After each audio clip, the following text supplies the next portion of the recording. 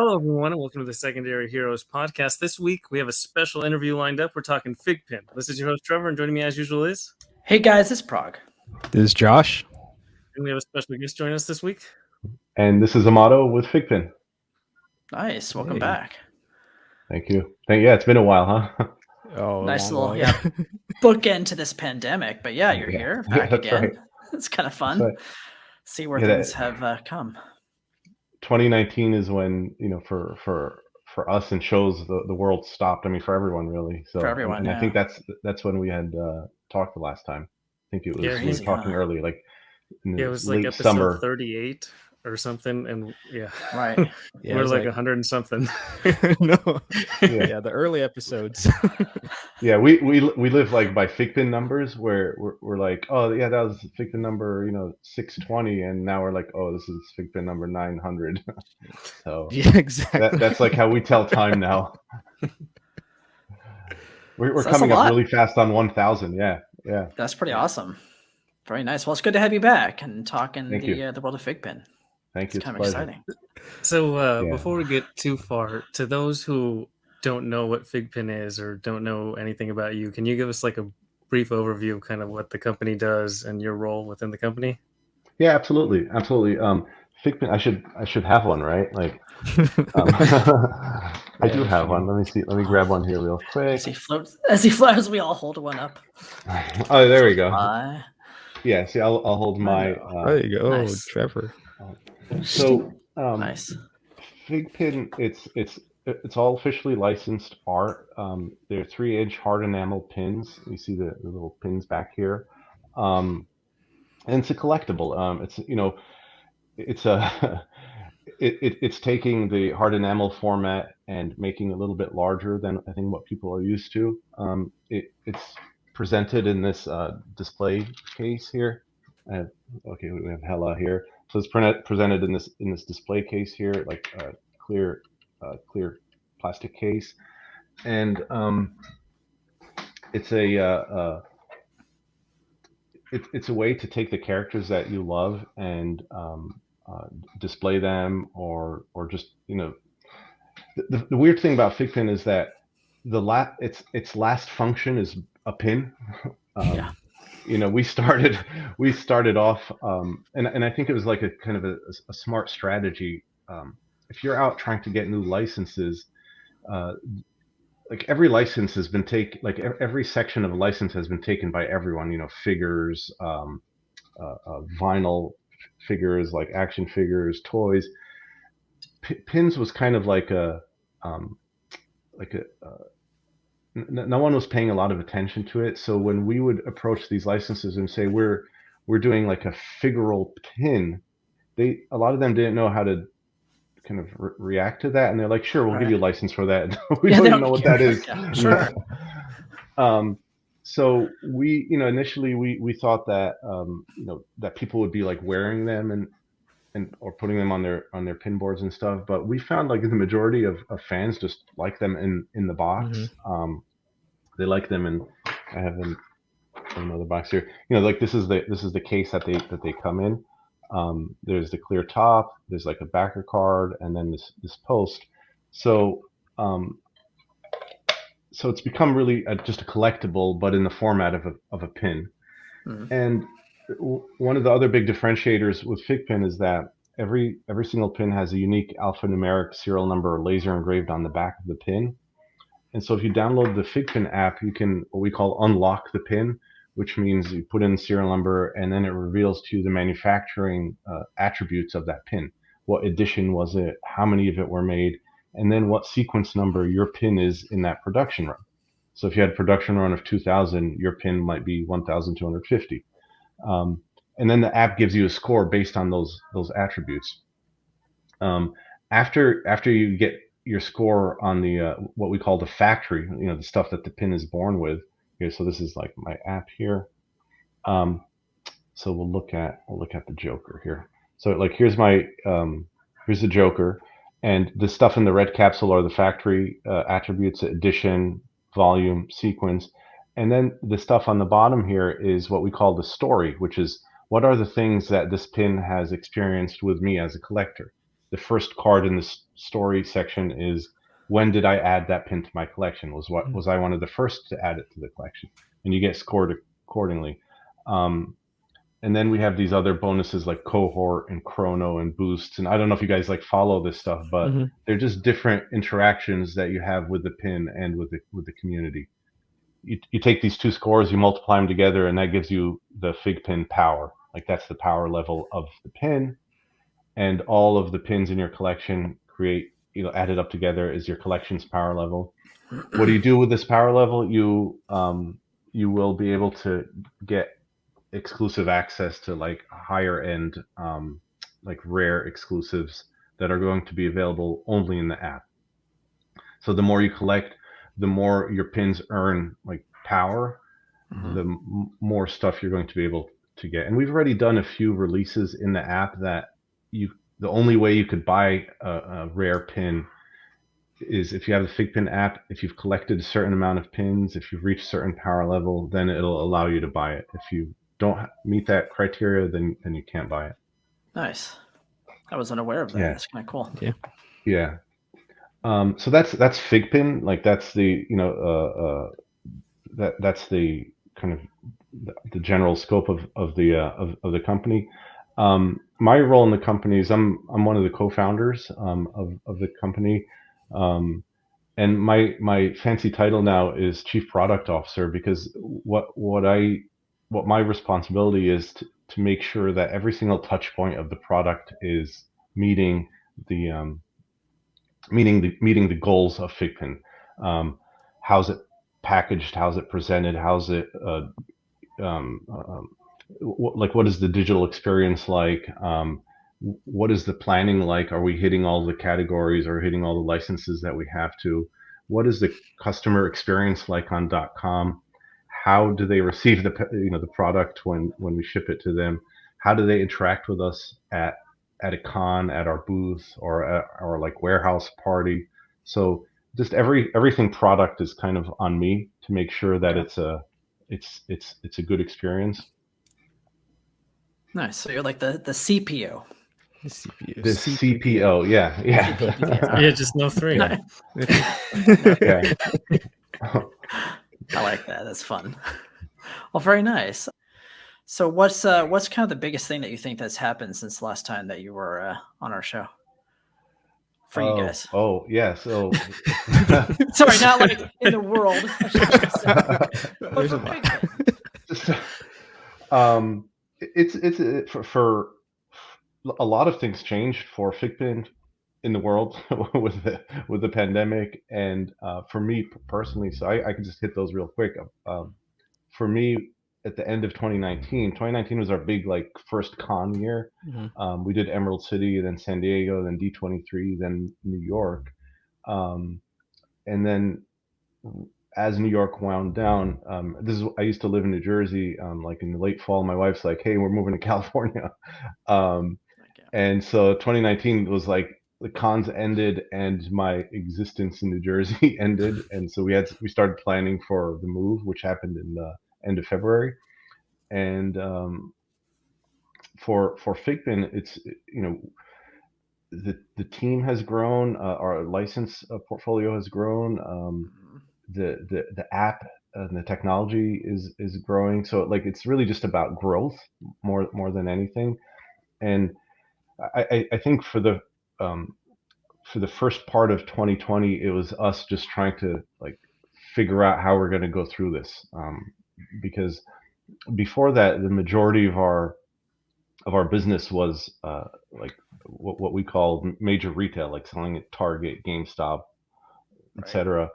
And we would, up until that point, we might have had 2 or 3 drops on FiGPiN.com. Like FiGPiN.com was not a place that we were really actively selling in. And we had the shutdown, pandemic started, and I remember we were on this one video call where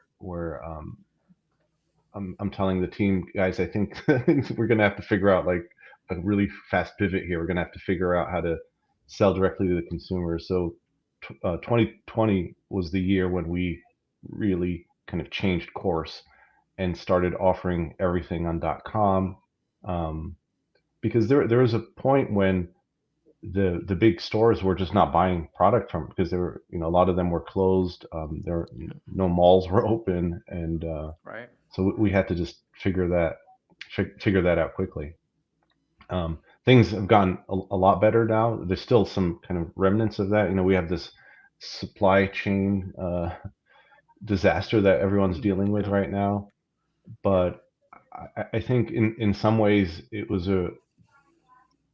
I don't want to say like a blessing in disguise, but it really gave us focus to engage directly with the consumers, and not leave it up to big stores to tell the FiGPiN story. And I think a lot of our fans are happy now that they can go to figpin.com, pick out almost anything from that's still available from the catalog, and get it shipped, the same day or next day if it's in stock. Yeah, I think that's interesting that you talk about all those things, because you talk about like 2019 was y'all's first con appearance year, and then 2020 comes along and it ruins a lot of things, because you're set to have your second appearance at Emerald City and have your first Awesome Fest party to start off the year, and then all of a sudden the world turns upside down, and then you're like you're saying, you're forced to kind of, I guess, adjust to the new times.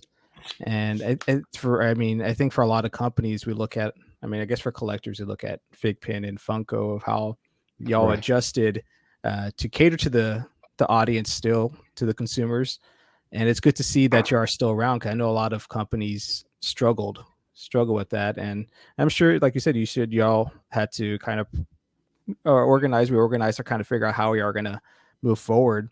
But knowing that aspect of it, do you see, I guess, has it kind of helped y'all as a company or as a team to kind of, seen, I guess, weak points in y'all's, I guess, supply chain or wherever it may be in any part of the organization, to where it helped y'all improve it to where y'all can reach out to the consumer in a better way? Either it's through the website or even through the app that y'all are creating. Have y'all seen improvements to where through the pandemic it's opened y'all's eyes to that? We learned a lot. We learned a ton about ourselves, about how to sell. I think more than anything, what happened was that when everyone is remote, you have to be more disciplined. You have to be more kind of focused about how you're using your time and when you're doing certain things. And so it taught us, like, in general, to be more focused and disciplined.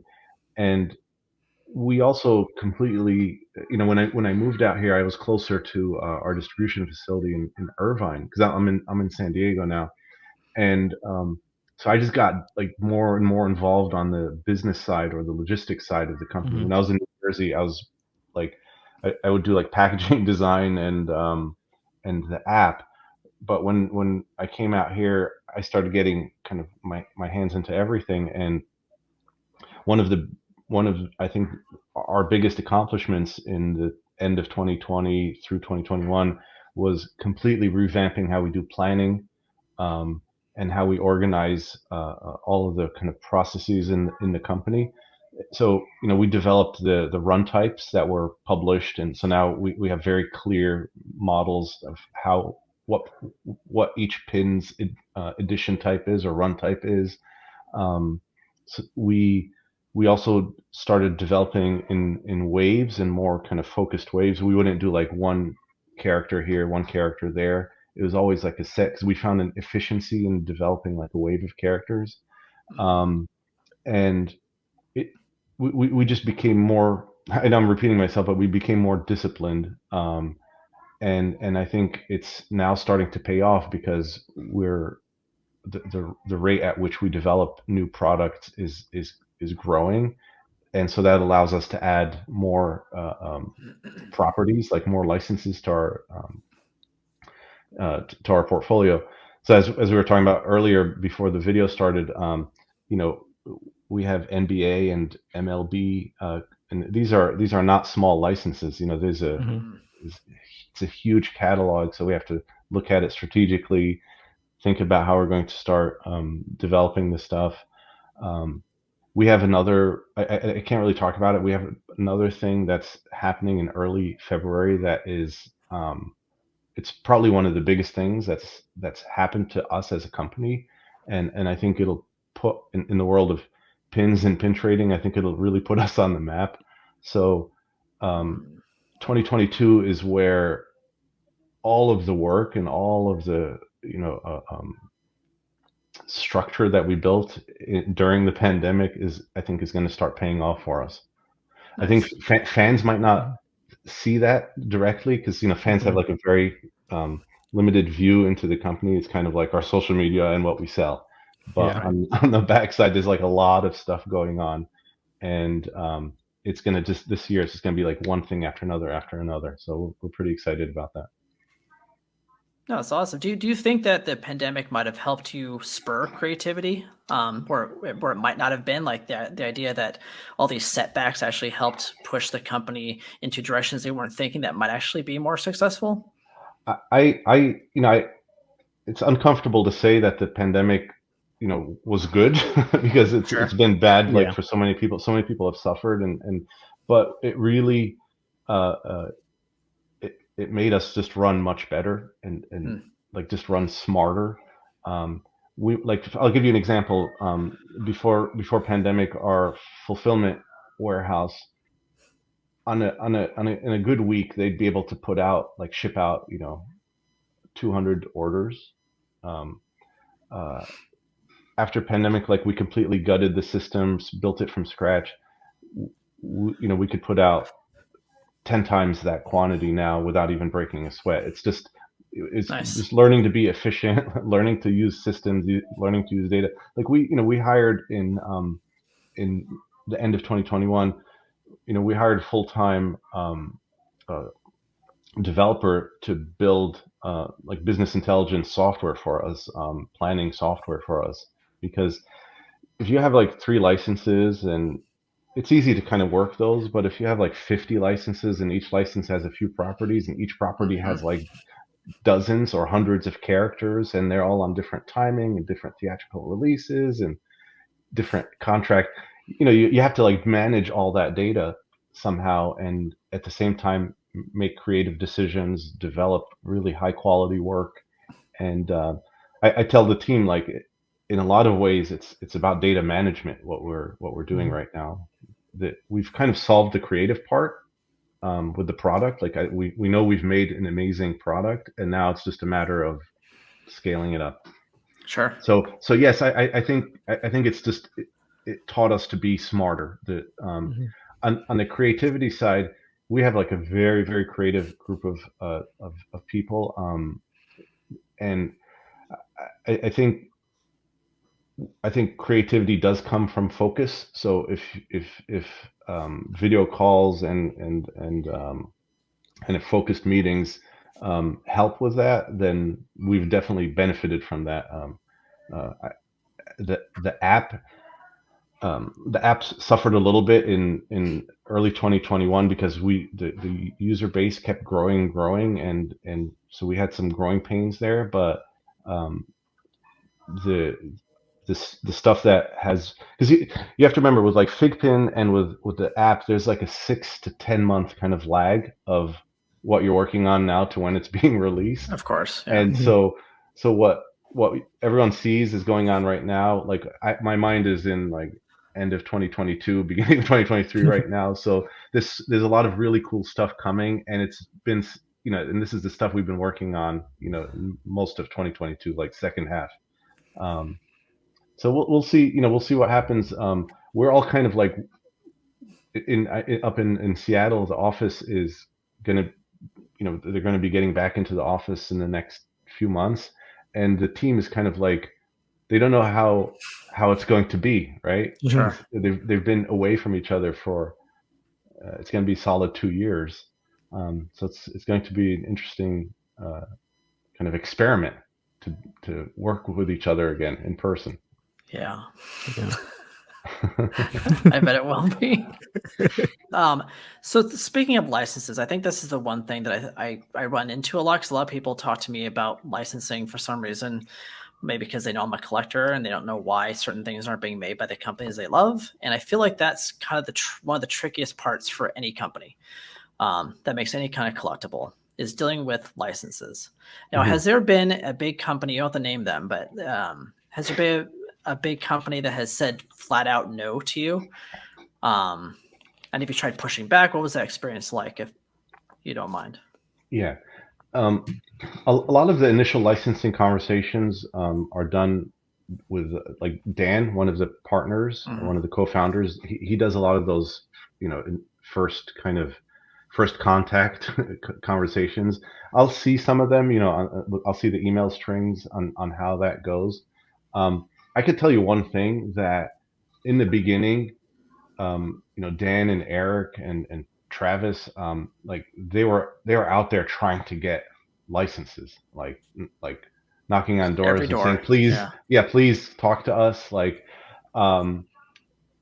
and I tell people licenses are like real estate development projects where they're like, we're building like 50 homes here, and now you have to go like sell the 50 homes, and the way a lot of smart real estate people will do it is they'll say, well, we've sold 20 of them, and so don't miss out. You're gonna, if you don't act now, you're going to miss out on this thing. And so it's like about building kind of without like lying, like building your presence.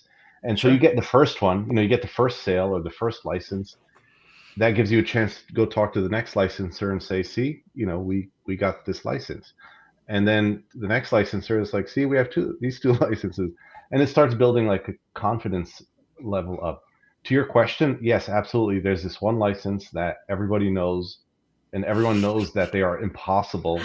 And we've been trying, for forever, and no luck so far. But like we have Disney now, Marvel, DC. I'm gonna miss like some of the best ones, but Lucasfilm, Marvel, Disney, DC, a ton of the anime stuff like Aniplex, Viz, Funimation, MLB, NBA. So the portfolio keeps growing, and we're at a point. Yeah, what I was trying to say before is like we're at a point now where a lot of these licensors are now calling us. Yeah, I would think once you get those big names, it's a lot easier. Yeah.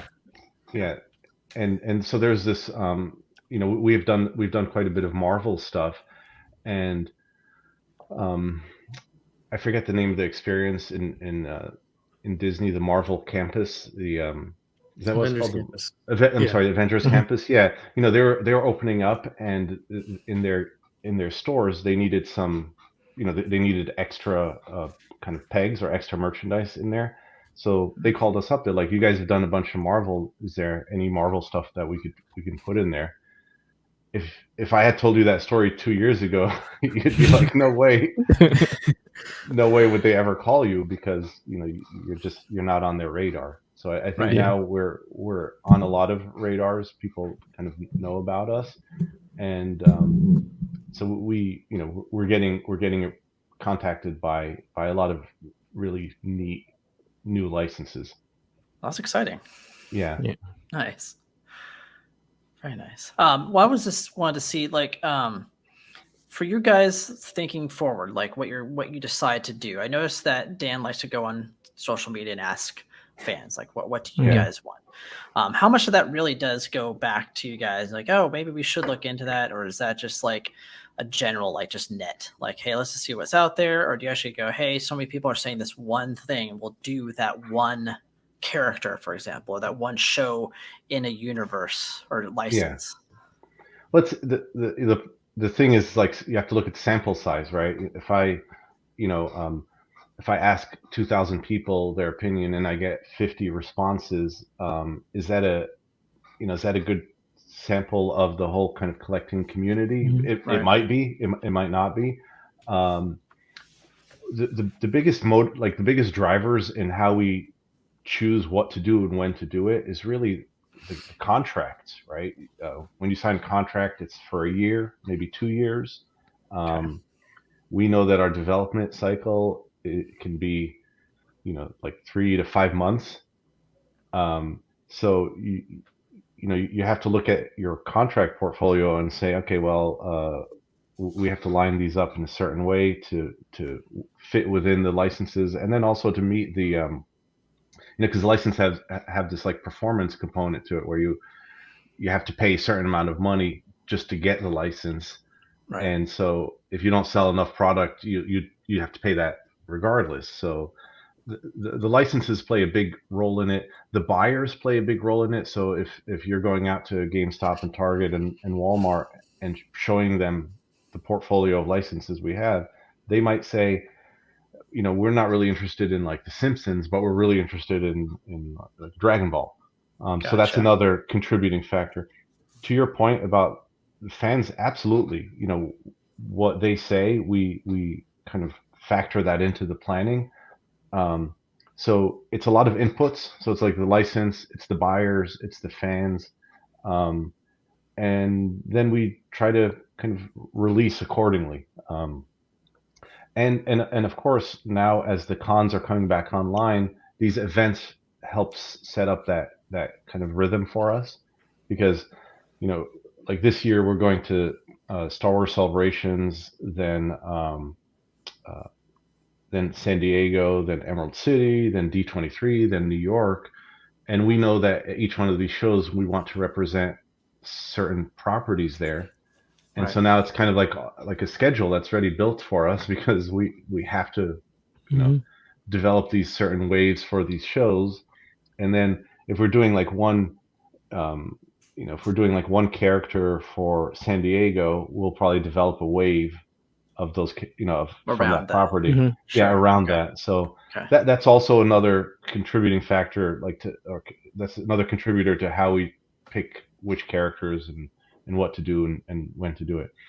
The thing, whenever people ask me like, what character or what license do you want to do, my answer is like all of them. I want to do everything. Yeah, do as much as we can. Yeah, it's just a matter of kind of slotting it in with the contracts we have and all those other considerations. Going back to that, what I was saying before, it's like data management, right? It's just this. We've actually, when I said we hired a developer to build like business intelligence tools, one of the tools we have now is like a character database of every character, of every property, of every license, and we start filling them out with like visuals of the characters, and we call those internally candidate cards. It's like it's like he can become a FiGPiN at some point. It's like on Lost. I like this. Okay. And so then we start pulling from this pool of characters, and we build these waves, and then we slot these waves into like development cycles. So it's just, you're talking about tens of thousands of characters really that you have to pick from and hope that you're hitting the mark. Yeah,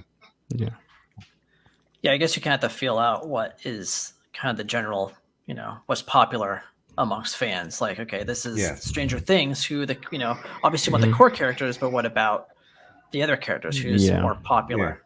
Who are people memeing about or talking about? We were on a call. We were on a call with Lucasfilm this morning. Actually, we were talking about exactly that. We were talking about where everyone is in Book of Boba Fett, and because I mean, it's okay to say it. Like, we're going to have some Book of Boba Fett FiGPiNs, and so they were asking, like, do you think you'll want to expand into like more characters from the series? Right. And I said, can we can we wait to see how they do first? See how the show does, how the first, because when we did the Mandalorian season 1, like I remember clearly, and we were joking around with them about this. Like I remember clearly that we didn't really know what was going to happen with Mandalorian. Right. When we started drawing those, people were like, "What's this show about? Is it going to be any good?" No one knew that Grogu or the child was going to become such a huge hit. And then a year and a half later, we have him in a Santa hat. Yeah. And he's like one of the coolest pins we've made in a long time. Yeah. Especially that gold variant is really nice too. I know that was a nice surprise. I had no clue that was coming, and I was like, "Whoa, Yeah, that was bam. nice." That makes sense. So I mean, in regards to licensing, I mean, I know you get this question a lot, though. What is something that you're excited about that you currently have, or there's something that that I guess you personally that you're hoping that y'all could kind of get y'all's hands on? So something that we that you're saying, something that we just got, or something that we want to get, That you want to get. Jinx it. I feel like I'm such the wrong person to ask, because my answer is kind of it's still the same one from 2 years ago. It's the Spaceman. I want to do public domain stuff. I want to do famous artists, famous scientists, spacesuits, and so that all falls under what we're calling like the FiGPiN Academy line, where it has a little bit of an educational component to it. And even in the app, there'll be like some story cards where you learn some things about that subject or that character. And from a business perspective, I think it's really neat to introduce FiGPiNs into places like museum gift shops. Yeah, that's a great idea. Like if I go to see an exhibition on Van Gogh or something, like when I'm leaving, I'm going to go through the gift shop, and I want something like meaningful and artistic and kind of like high quality, and it's a FiGPiN, right? Of course. And so then if there's one of him, and then there's a Rembrandt, and there's a line of artists, it becomes now a collectible. So it goes from being something that connected with you for your experience at that show to now something that you want to start collecting. See, that would be really cool. My head automatically goes to, if you have the FiGPiN of the artist, say it's the artist and what they look like, but have like their outfit be their style of art. So it stands out. So exactly. You can recognize, like, oh, that's obviously Van Gogh. I mean, you may not know who like Rembrandt looks like, but if you have his art on his pin, you'd be like, okay, that's who that is. Or maybe the backer card, or that too, because it is public domain. Not that that's what we would do, but it's a way of kind of bringing in their art into the I like into that the story. idea. We're like Greek mythology would be amazing, like Egyptian gods. It's just endless, and I don't think it's happening anytime soon. But it's a real honest answer, like from me. Like that's something that just like gets me kind of like giggling and excited, Nice. Because the licensed stuff, it's a lot of that licensed stuff is driven by love of the characters. So if you're asking me like, hey, Amado, what is an anime character that you really love? I'll be like, oh man, this is embarrassing. Same. Because I'm being honest. I could kind of pretend that I follow this and I watch this and I read that, but that's not my history. That's not my kind of life experience. Yeah.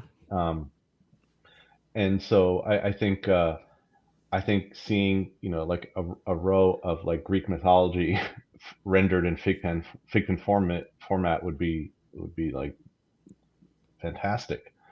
That'd be a lot of fun. Yeah, I mean, to that point, just like at New York Comic Con, they had the Statue of Liberty, and I was like, "This is my first trip to New York. This is a cool keepsake that I went. It's really nicely designed. It's way better than those cheap Statue of Liberty little statues they have." Exactly. And then at Emerald City, they have the Sasquatch, and that ties into Seattle. I like building on the city ideas. Yeah, the statue. Thank you. That's question. Thank you, The Trevor. Statue of Liberty was our very first, like we're calling them FiGPiN originals, the first unlicensed pin that we've ever done. And again, we were kind of nervous. Like, do you think anyone will like it? We really didn't know because our fan base is so focused on the properties, on the characters. Right. And we put Lady Liberty out, and she was a hit. People absolutely loved that one. And I don't know if anyone caught the FiGPiN number of that one. No. So I'm the one that does the numbering for the 76. What was it? It's I don't remember. It's like It's, 815 or 816 or something like that. Oh, that high. Okay. Here, I could tell you real quick. I'm over here just searching it. No, you got one. I always go to my favorite site, figpindb.com. Do you guys know that site? No. No, check it out. 886. Which one? 886? 886, yeah. Yeah, so she was I think she was either gifted in 1886 or Okay. that's when they first kind of did like the ribbon cutting or something. I mean, that's pretty cool. It's a silly thing. You know, like Stitch, we gave him slot number 626. 626. Yeah. And I don't know if you guys can guess like who's going to get 888, because that's coming up. No. Hold on. Okay, I don't know. Okay. Yeah, I'm not going to tell you, but it's going to be it's not going to be a fun one. I mean, it's going to be a fun one, I should say. It's not going to be a fun one. Yeah, 666 was a fun one. That was Cornholio. That's a fitting one. I am Cornholio. Yeah. Nice. So we're actually we're coming up on 1,000, and we're kind of talking now about, does anything change with the product at 1,000? You know, do we want to keep going? You know, like 1,001, 1,002, or do we do what some other collectible companies have done and start branching out into different numbering schemes for different categories? Sure. And we say, hey, there's the FiGPiN Classic, like the first 1,000, and then there's these kind of branches that come off of that. Because sports is doing that. Like our NBA pins they start with S1, S2, S3. For sport, okay. For sports, Nice. yeah. You know, even though historically we've done a few sports pins, but those are just, you know, that's just like in the like a one-off sins of the past kind of thing. Sure. So an academy will be A1, A2, A3. So we're kind of like limiting ourselves to the alphabet, but but that's all right. You know, and then podcast secondary heroes ones, right, with the P. Yeah, exactly. We'll be P2. I mean, be perfect. We've used up the X, the L, the M. X was XL, the L's for the logo pins, and M's for the minis. Yeah. So yeah.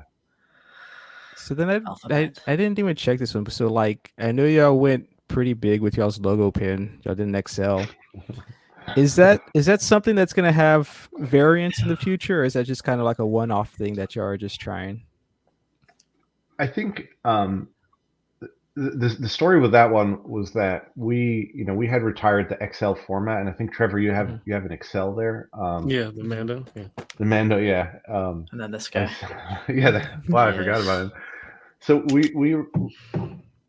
we retired that format, and we still have XL inventory in our warehouse. So the thinking was, the fans really like the small logo pin, the regular logo pin. The thinking was, what if we wanted to do like a promotion to get people to buy the remaining XL stock? What could we do? Maybe we'll do like an XL logo pin. And so it was just that, like, let's just do a big XL logo pin, throw it in a bag, and then I kind of went crazy and started thinking about like presentation and packaging. And I don't know if you have one. I think I have one here. Hang on a second. Yeah, I want to see the packaging on this guy. And so it kind of it kind of went off the rails a little bit. So this is the box here. Okay. And so we're building on that whole collect awesome, flex awesome, unlock awesome. And so then it's just like, it's like that. So if you put this guy next to it, you see you see the like this. Yeah, this put that size. on your T-shirt. Yeah, I want to see somebody display that. There's Any shirt can be a FiGPiN shirt like Prague's. You Yeah, just take put it. that right on Any it. shirt. so that's the yeah, exactly. There it is. There you go. Perfect. Yeah, not heavy at all, huh? It's fine. There's this guy that I talked to, like very creative guy, and he was trying to figure out how to make it into like a belt buckle. Belt buckle. Nice. Oh, yeah. Yeah. And so it got to this point, and we were like, no, this has been elevated from a promotional item to like a collection topper. Yeah. Like if you have a wall of FiGPiNs, you kind of you set this on top of it, and makes sense, right? Yeah. And so we said, okay, we can't give that away, so we'll sell it, and we sold it, and they're all gone. Yeah. So your question is, will we do this again? We really don't know. Like I don't want this to become like the logo pins, because I think the logo pins are special because they were they weren't contrived. It was just it was like they naturally became what they are. And I feel like if we started doing that with this one, it'll just feel like we're just trying to uniqueness of it. Yeah. Maybe an idea is like we do this once a year, or something like that, so that if there are new collectors that want something like this, but to do like different graphics and stuff on it, I don't think I'd want to do that on the logo pin. So whoever, if you guys got this the first 1,000, it might be the last 1,000 ever. There you go. Go to eBay now. Good luck. Very nice. That's exciting. Well, cool. You guys have any other questions? Anything exciting coming up that you can talk about? The app has a lot of neat stuff coming up. Yeah. We I don't know if you guys use the app at all. That's it. Okay. Yeah. Yeah. Just start shelves, right? Yeah. Well, shelves. Yeah, we launched that the week before last, I think. So I always feel like I have to start off app conversations with an apology because 2021 was a rough year for us with the app. Like at the end of 2020, we had COVID issues, and then because we started using a development team overseas, and they had COVID issues, and then at that same time, like beginning of 2021, there was this surge of users, and then the surge of people like botting the system, chasing after those early unlocks. The whole, people like users, trying to get the max boosts on their pins when they go through the unlocker room, and so it's just this like wave of stuff that hit the app all at once, and we were not able to respond to it like as fast as we wanted to. So the app struggled for a while, and not a lot of features were built because 2021 was supposed to be the year of like battles and some other big things. So it became really like difficult for us to keep the momentum going with the app in 2021. That being said, in the fall of 2021, we started building a whole new team, a whole new development team, and they really got into gear like in like December. And so now we're in a place where 2022, like development is going to happen much faster, and you're going to see a lot more features being released in the app. And I could tell you about some of them if you guys want to hear. Yeah. Yeah. I mean, shelves came out, and it's really one of the first ways to start interacting with other users. So if you're in the unlocker room and you see another user, you hit their little avatar circle, and it'll show you what shelves they've chosen to make public. It might not seem like such a big feature, but on the back end, we had to um, we had to redesign and rebuild how you manage your own, like, or how you display your own shelves. If you remember, it was like my FiGPiN collection and then my Dream collection. Mhm. And those kind of look like shells, but like it was a complete gut. Like we gutted that whole thing and had to rebuild it. But at the same time, make it look familiar to the users. Um, so that launched. I think people like it. I think it still needs some work. Like I think you need to be able to sort how you want to display your shelves. I think we've gotten a lot of comments about being able to just grab like a bunch of pins and move them to the shelf without having to do it one at a time. So there's some polishing Okay. that we need to do on that. The um, the next big feature that you're going to see is the release of the FiGPiN Chase model. And Okay. so again, I had shown you something before the call, and so it's a new line of FiGPiNs, and they're going to have this thing called the FiGPiN Chase, and it's essentially a gold-plated version of a common, like very Okay. limited edition run, gold-plated, and the only way you'll be able to buy the gold-plated one is in the app. Okay. So and it's not going to say you need to have this much or that many points, or it's just if you've unlocked let's just pretend let's say Wolverine has a FiGPiN Chase. You unlock Wolverine, you add him to your collection, and you'll see a FiGPiN Chase card pop up in his story cards.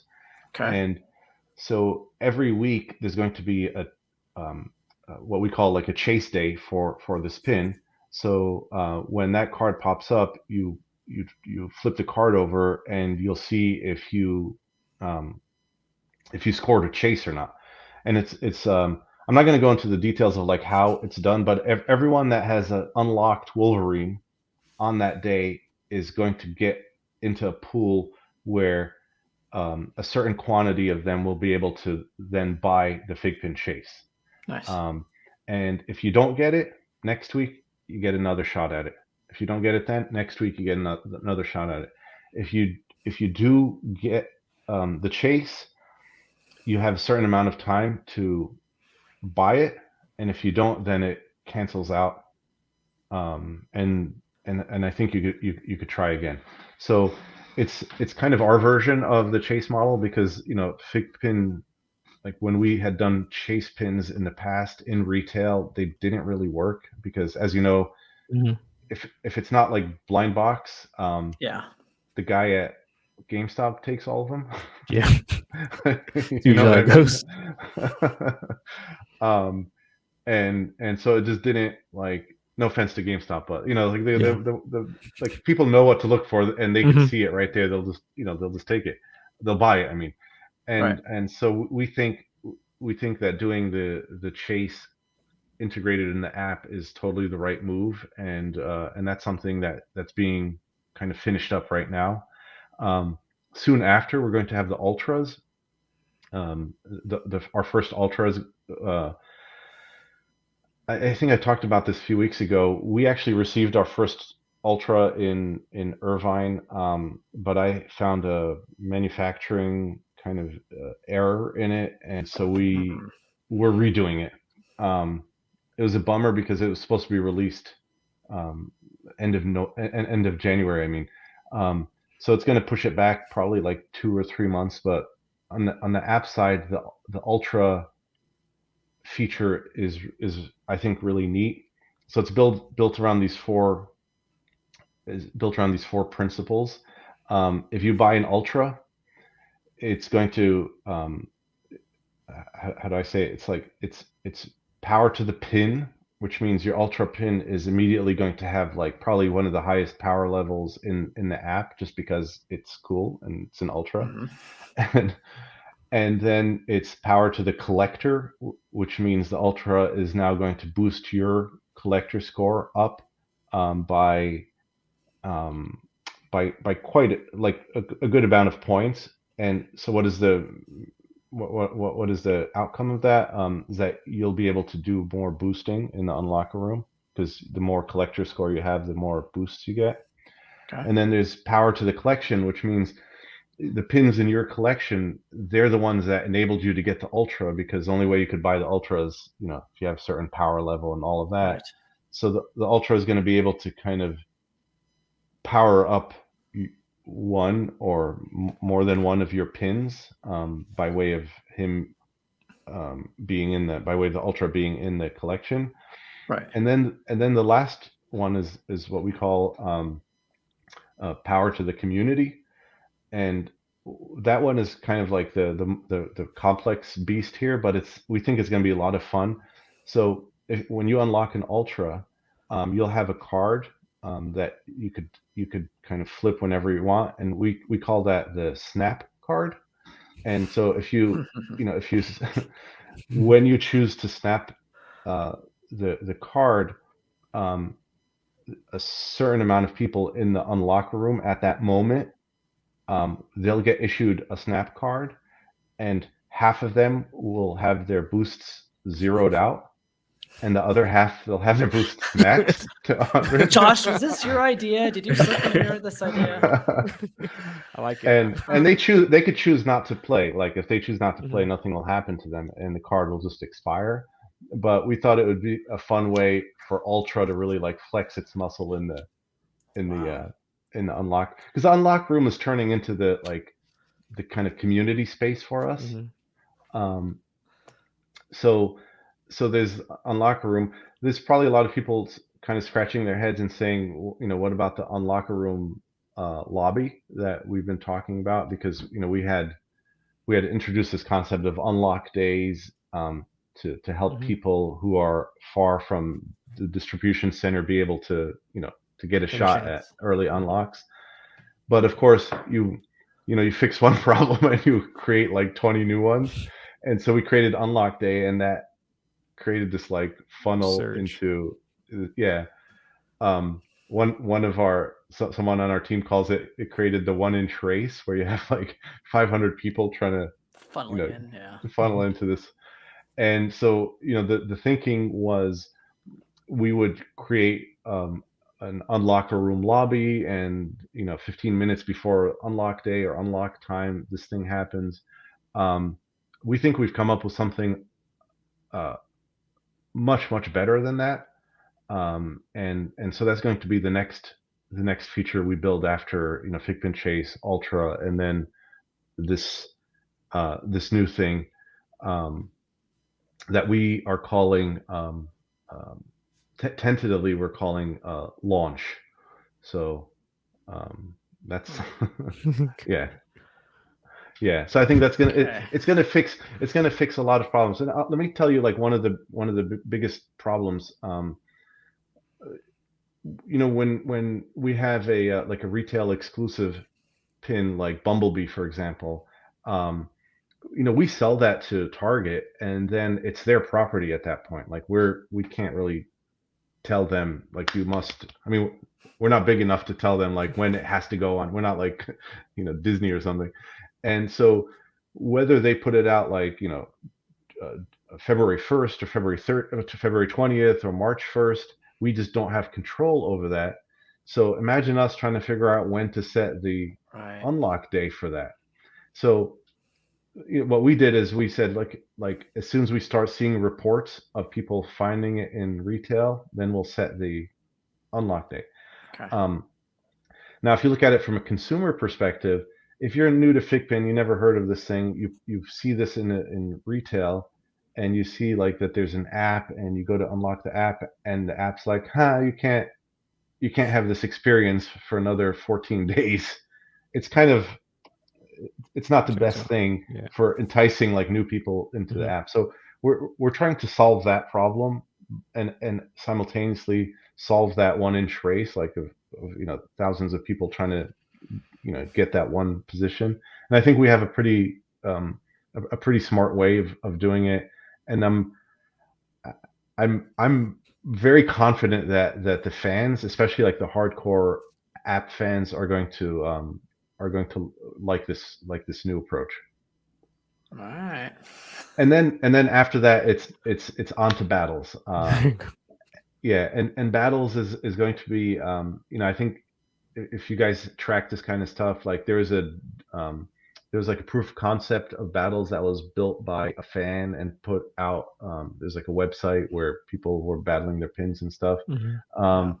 The um, the way we're going with battles is it's very different than that, and it's we really want it to be like a kind of a casual game on mobile where you're just where there's quite a bit of like back and forth. It's not just fire and forget, because that model was Yeah. like fire and forget, and we want it to be a little more kind of have some chance in there, but have some strategy in there, and just Yeah. make it fun and light. So the one thing I could tell you um, about FiGPiN Chase, about launch, about battles, is they're all going to lean very heavily on the uniqueness of your FiGPiN.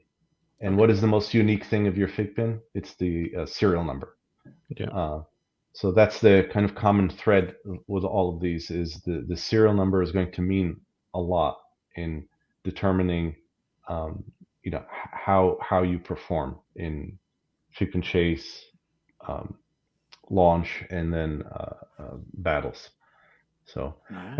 and then further down the road and I feel like I've been talking about these for years, and I apologize for that, but check-ins, verified pin trading, the tags, the video tags or audio tags. The tags is an interesting one, because like talking about tags before the pandemic was kind of, it sounded like a weird idea. Like, why wouldn't you want like the artist or the voice actor or whatever to just sign your FiGPiN? But now, in this world of not wanting to touch anyone or Yeah. anything and breathe on anyone, um, digital tags is really cool, because you can say these 100 collectors unlocked their this character, and now the voice actor of this character can digitally sign all of them, like, from his house, Right. right? Like, you don't have to wait in line at a con and then get 3 seconds. Like, we're going to build like a much more intriguing interaction with that, with the person signing it or tagging your pin. So That's neat. yeah, that's an exciting feature for me. Very cool. That's awesome. That's a lot of You have good stuff to look forward to.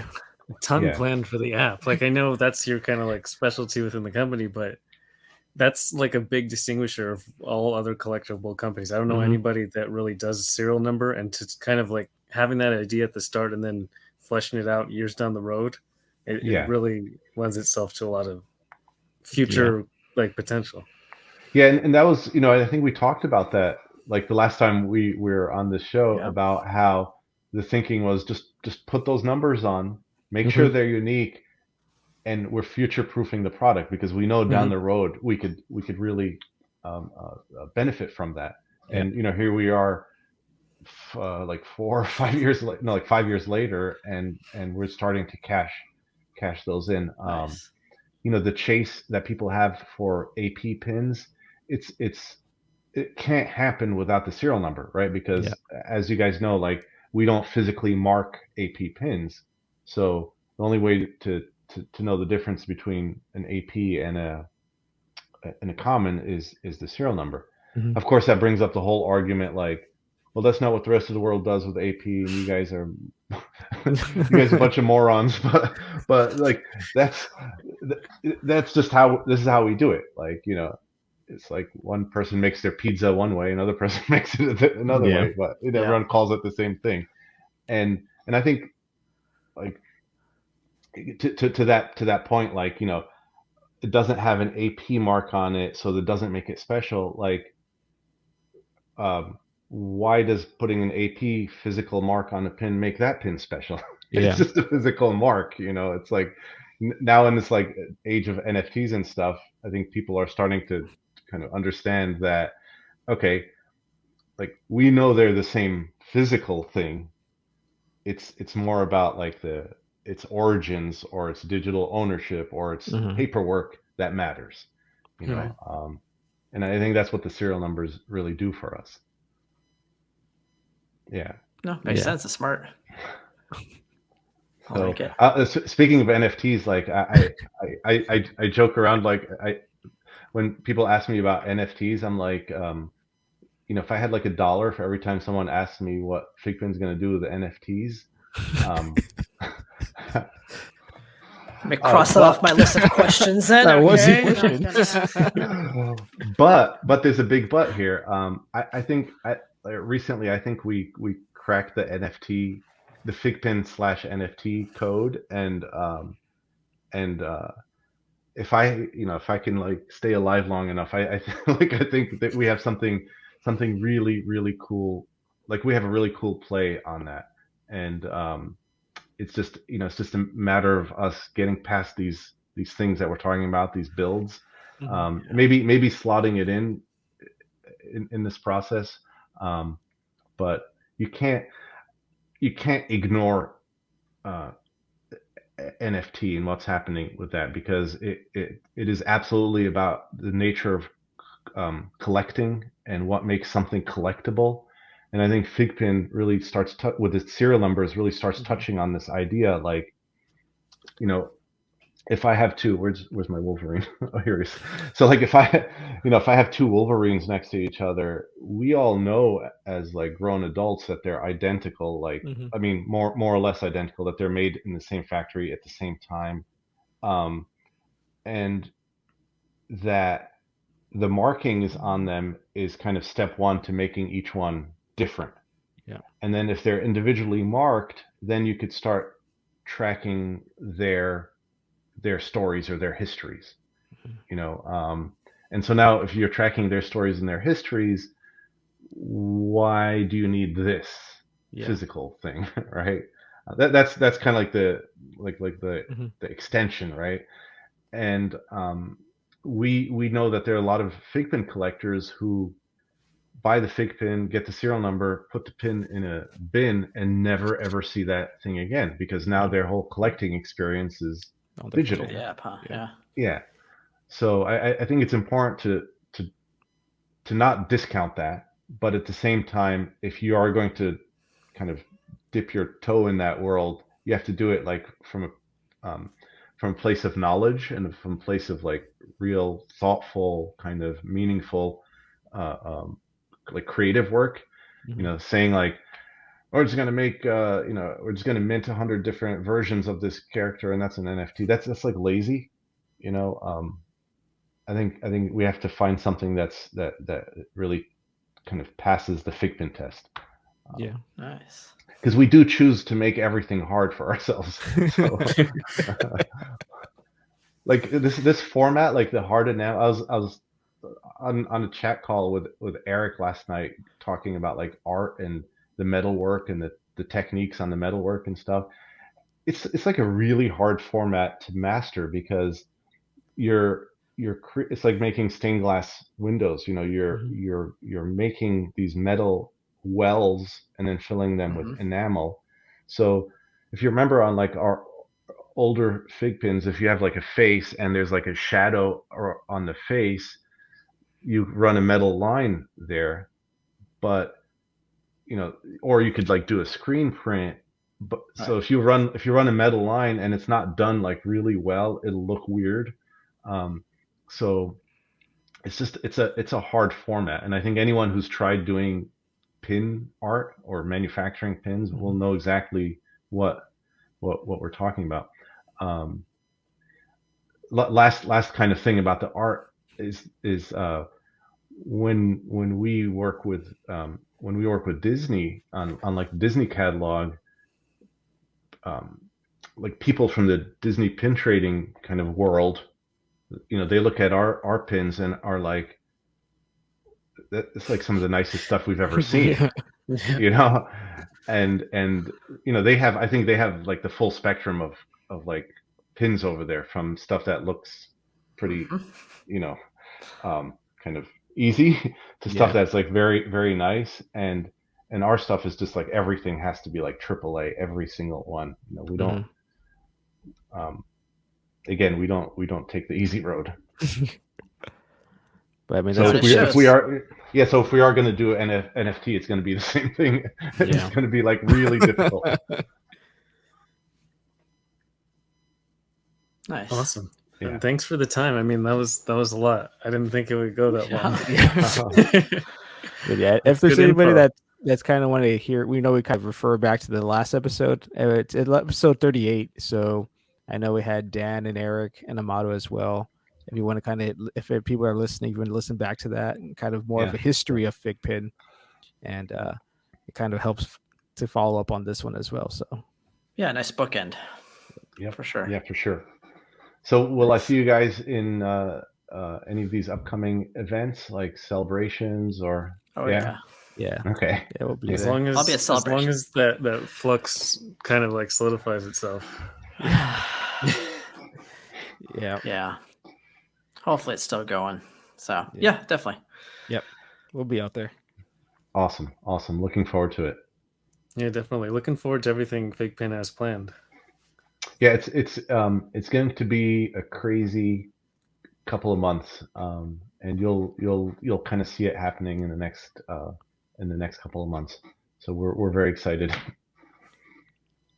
Awesome. So Amado, thanks for joining, and to everyone listening, we hope you enjoyed, and we'll talk to you next time. Yeah, that was my pleasure. Thanks, guys, for having me. All right, bye, guys. Thank you for coming. See ya. Bye.